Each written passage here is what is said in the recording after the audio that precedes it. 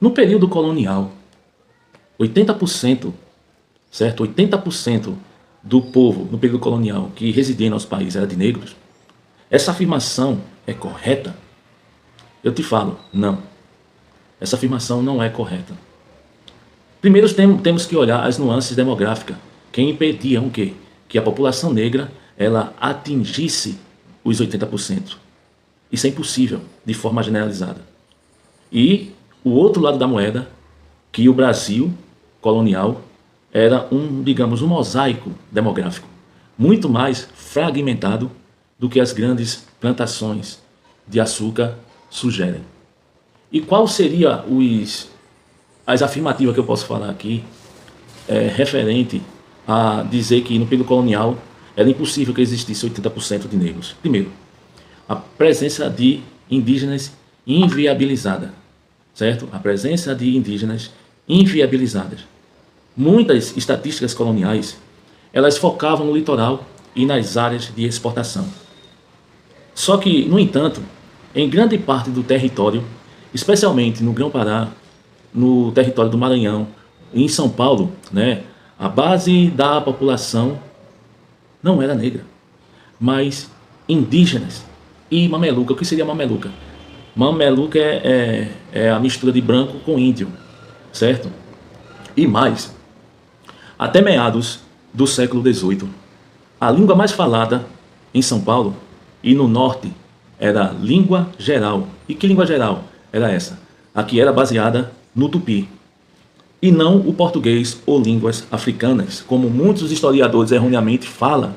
Se contarmos as populações indígenas não submetidas, ou seja, aqueles índios bravos, o percentual de negros no território total do nosso país cai drasticamente. Então, as pessoas têm que tomar cuidado quando se afirma, por exemplo, a questão de, não, 80% no período colonial era de negros. Me desculpe, não era. Segundo ponto, o peso da imigração portuguesa. Diferente de outras colônias europeias, onde apenas uma pequena elite governava, e a gente sabe que uma pequena elite governava, o Brasil ele recebeu um fluxo constante de portugueses pobres. Por exemplo, a descoberta de ouro em Minas Gerais, ali no século XVIII. Ali no século XVIII, a descoberta de ouro em Minas Gerais, ele gerou uma corrida migratória sem precedentes em Portugal. E isso, de fato, criou uma classe média urbana de artesão, soldados, pequenos comerciantes, clérigos brancos, que equilibravam a balança demográfica, especialmente ali nas vilas e cidades. Ok? Segundo ponto é isso. Hoje eu sou considerado negro por muitos, mas também posso ser considerado pardo. E a gente vai falar aqui agora sobre a questão da pardização e a mestiçagem. Como assim? Na questão da classificação, muitas pessoas que hoje consideraríamos negras eram classificadas como pardas ou mestiça naquele período. E dependendo da sua posição social ou riqueza, um vírgula bem grande, buscavam se distanciar da identidade negra para obter direitos. Lembrando, a gente está falando de um período colonial.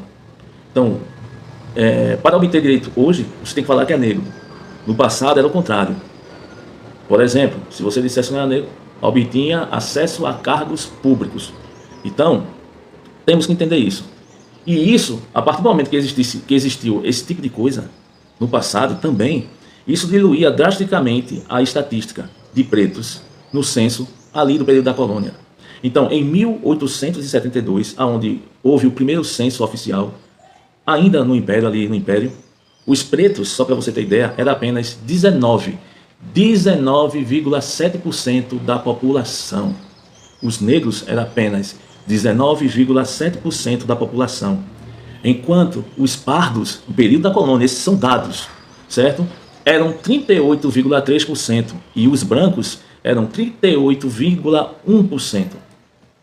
Outra questão que eu devo falar aqui, explicitar para todos vocês, é a diferença entre o litoral e interior. Veja, a diferença entre o litoral interior. O Brasil colonial funcionava em ilhas. Como assim? Vamos falar da questão do litoral açucareiro.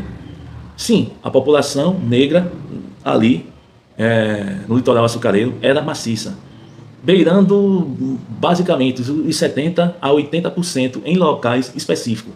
Veja, isso aqui que eu estou falando era no litoral açucareiro, certo? No litoral açucareiro realmente era entre 70% e 80%.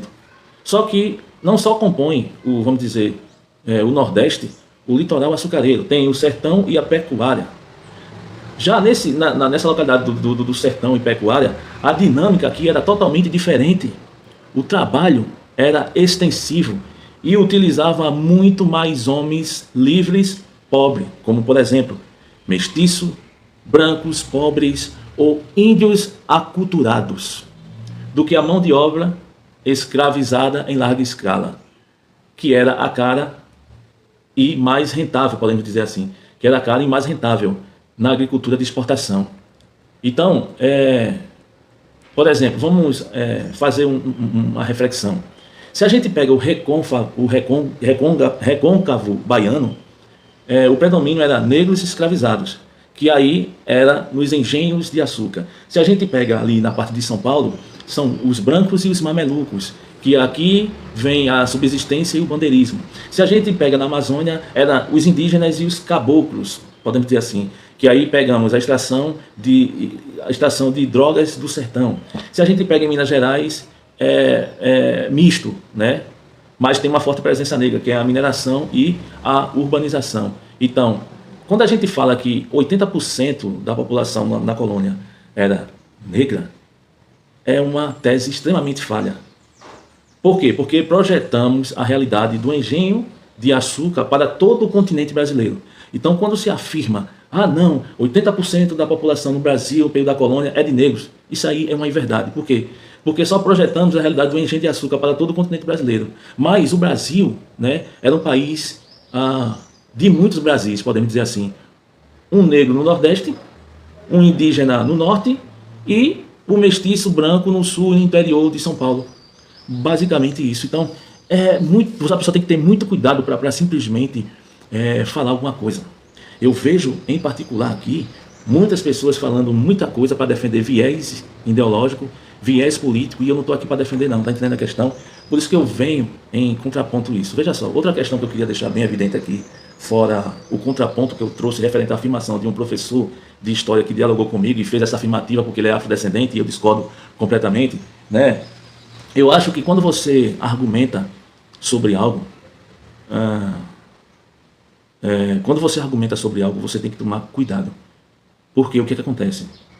Mas você argumentar sobre a formação de alguém, você está atacando esse alguém no pessoal. Eu trouxe argumentos aqui, fundamentos. A pessoa quer discordar de mim, discorda no campo das ideias. Mas não questione o fato da minha formação, não questione outras coisas não. Porque aí é atacar no pessoal. E aí eu acho isso muito baixo.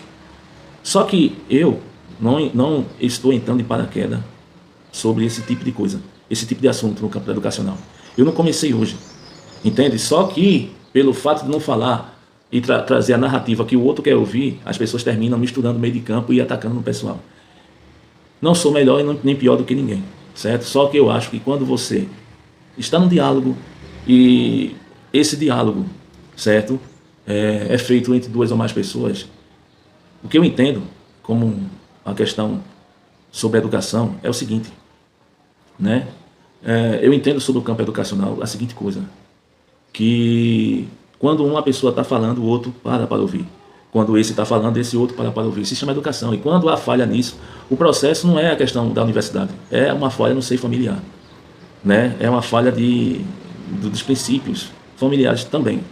Por quê? Porque é falta de educação quando você fala, a pessoa escuta, e quando a pessoa vai falar, a pessoa fica atrapalhando constantemente, né? Então, assim, eu não estou adentrando no campo da educação nos dias atuais. Eu tenho um trabalho só, tenho um livro escrito na área de história, eu tenho um livro escrito na área de filosofia, de sociologia.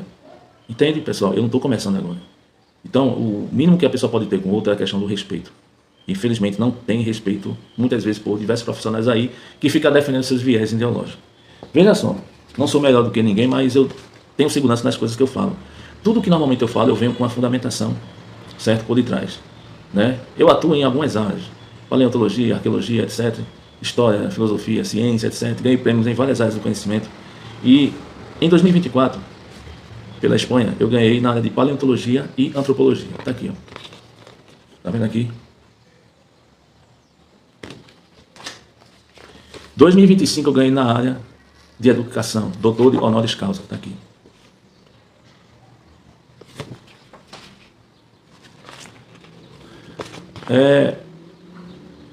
Em 2024 eu ganhei na área de história de antiguidade. Está aqui, ó. Na Espanha, pela Espanha. Em 2025 eu ganhei na área de história, teologia e filosofia. Está vendo aqui? O que eu quero dizer com isso? Eu não estou começando agora. Você pode não concordar comigo, mas o mínimo que você pode fazer é você respeitar. O respeito é cabível a todas as pessoas, principalmente em um diálogo, em um debate. Mas infelizmente isso não acontece. E eu tenho medo desse viés ideológico que existe por parte de muitos docentes que mistura educação com militância política. Certo? Eu trouxe dados. Isso aqui não é achismo, isso aqui é dados que eu trouxe. Embaixo vai estar as devidas referências bibliográficas. Mas eu vejo que simplesmente o que eu noto é que muitos professores, principalmente da área de história, de filosofia e de sociologia, eles misturam meio de campo a questão do viés ideológico, que é algo individual de cada pessoa, de misturar isso na administração, de propagar essas informações dentro da administração dos ensinos que fazem dentro das escolas, seja privada ou pública. Isso me traz um medo, porque o intuito que eu acho do docente é de trazer caminhos para fazer com que as pessoas absorvam informações, mas também reflitam sobre o conhecimento que é adquirido. Mas hoje, infelizmente, está sendo feito muitos militantes no seio educacional. Isso me traz um certo pavor. Então, assim, estou sendo apenas honesto, né? E eu acho importante isso, né? Então eu fiz esse vídeo para responder a um professor em específico e também a algumas pessoas que vêm dizendo que 80% da população do nosso país no período da colônia era de negros. Se esquece que o Brasil não só existe um, né?